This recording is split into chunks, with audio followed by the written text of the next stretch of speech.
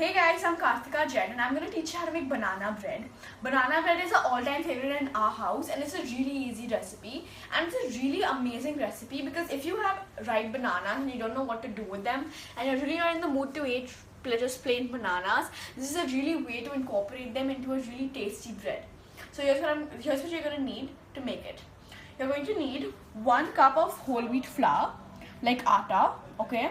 Then you're going to need 3/4 of a cup of Maida or refined flour.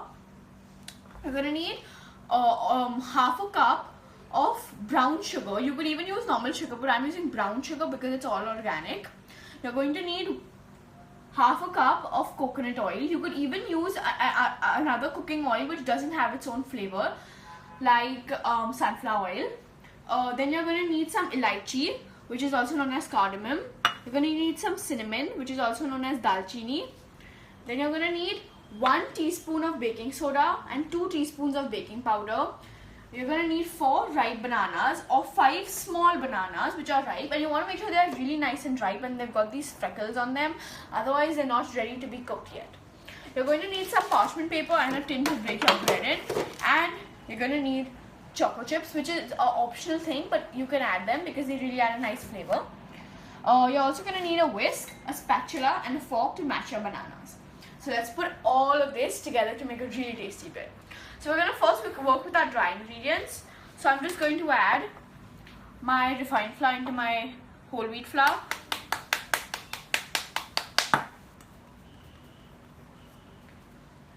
Our baking soda.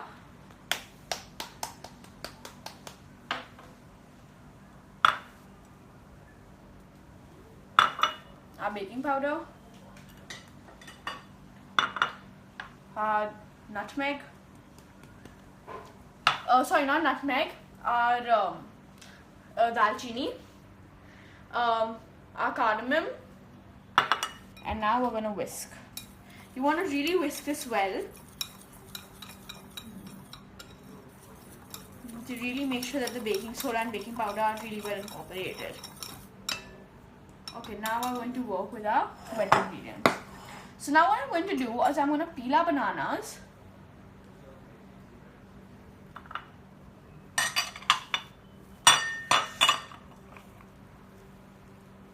Okay, there we go.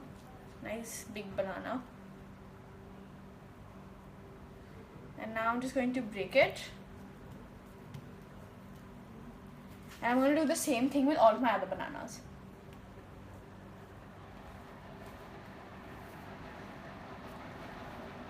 Okay, now I've broken our bananas and they're peeled and everything, and you can, here's a really good tip. If you have a lot of banana peels from this recipe or any other time, you can use those banana peels to put on your face because they are really good for your skin and they make your skin as soft as a baby's bottom.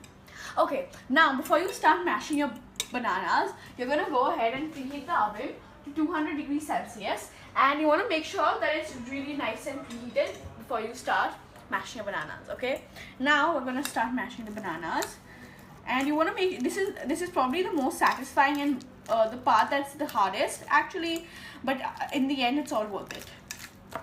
And you really want to mash them really well and not have any chunks, because if you do have chunks, they're going to bake as chunks and then they're going to come as chunks in the bread, and that is not very nice. Okay, see how nice and like a paste it's become? I'm going to do that to the rest of our bananas. So now as you can see, at this stage many people stop mashing their bananas, but this is not the stage you want to stop. You want to keep mashing until these clumps you see, they are all gone. Okay, so I'm just going to continue mashing, and a really nice way to mash is bring them to the side and then smash them on the side like that. And that really makes a nice smooth paste. Okay, now yeah, and another thing that I really want to make sure that you all don't do, which is a really common mistake a lot of people make. They think that, we can really just quickly pop it into the mixer, food processor or any such electronic.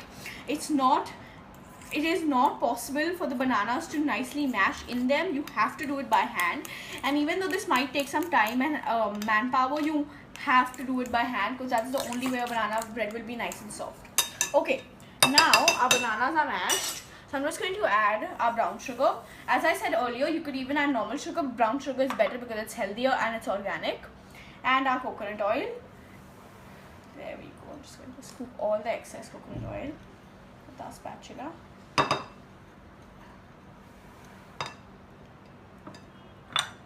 Okay. And now we're going to whisk it until it's very well incorporated. And now be slow at the beginning. Just, oh, smells so good. Now at this stage, if you really feel like it, you can even add some vanilla extract, but I'm not adding it because just the smell of these ripe bananas smells so good, and it reminds me of a Kerala or some place like that, and it smells really good. And you can even at this stage, if you feel like you really want your banana bread to be brown, then you can add a little bit of brown food coloring, but then again I'm going to skip this part because I want it to be all natural.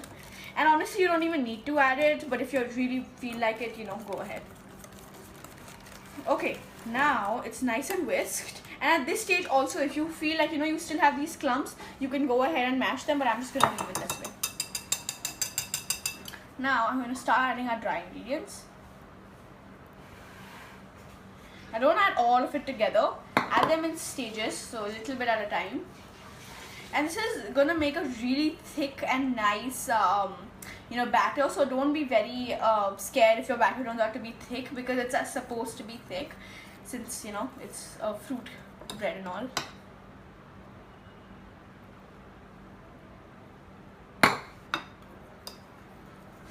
And don't add stuff like milk and all to just liquefy it, because that's not going to help. Okay, now our batter is almost ready, and if you really feel that it's very thick and it's just not at a consistency that you can pour it into the mold, then you can go ahead and add a little bit water. Don't add too much because this has to be thicker than a normal cake consistency. Okay, and also if you also at this stage again feel that it's the color is very dull or something, your whole wheat hasn't worked, or if you weren't available. Now I'm going to prep our mold. So I'm going to take this parchment paper and align it on the mold. Now many people will be like, okay, I can just align it like this, but no, you cannot, because you have to make sure that the sides are covered, otherwise it will stick to the tin.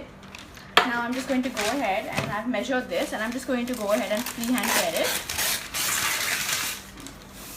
Alright, take the mold and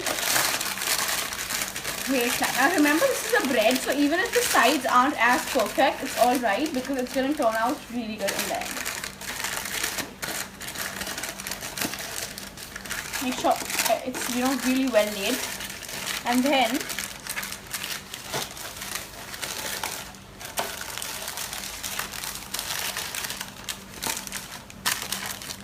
fold it down to the sides. Alright, now I'm going to add a little bit of cooking spray. This is an optional step, but if you don't have parchment paper, you have to really grease it with the cooking spray, and then add a little bit of flour. But if you don't even have a cooking spray, you can just go ahead and add some cooking oil, say sunflower oil, and just lightly grease it so that the batter doesn't get stuck. Now I'm going to start pouring in our batter. Evenly distribute it in the tin, like so.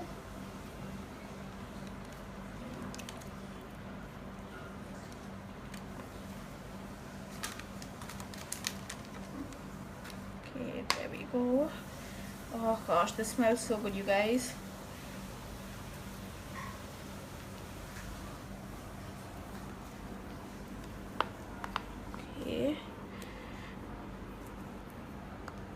Want to make sure you're adding the whole batter and evenly distributing it amongst in the whole tin.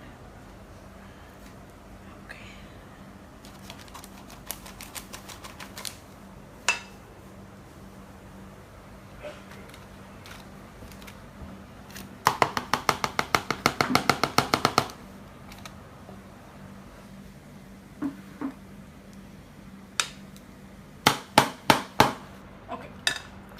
All our batter has been added, so I'm just going to tap it lightly so any air bubbles inside will be released. And now I want to pop it into our preheated oven. So remember, we preheated this at 200 degrees Celsius. Be careful, so don't burn yourself. put it in. Okay, now that our cake is in the oven, you have to make sure that the temperature is 200 degrees Celsius for the first 20 minutes, and then for the rest of the say 40 minutes, it is for say 180 degrees Celsius. Once your cake is golden brown and it is nice and fluffy, when it is on 200, you want to change the degree to 180. That way it will really cook, it'll really cook, and you have to bake it until there's a crack on the surface of the bread. And all ovens are different, so you can just take a knife or a toothpick and just poke your hand through the bread and remove it, and if anything is stuck, that means that it is not done yet. But if it comes out nice and clean, it means that it is completely done. Okay, now once our banana bread is out, I will take another shot. Okay, now our cake has been removed from the oven, and as you can see, it's got a crack on the surface. Yep. Okay, and I pierced the toothpick in, and it came out absolutely clear. And oh, beautiful. Let's get the tin out of the way.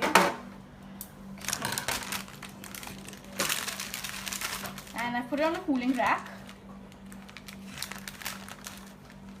Okay, and now I'm going to remove the parchment paper, because if you want to put it on a cooling rack, you have to make sure that it's actually getting cool. Okay, so it's really hot, be careful.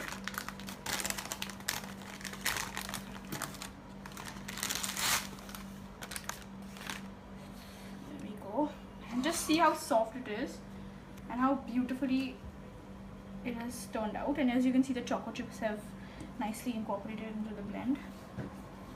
And now I'm just going to flip it.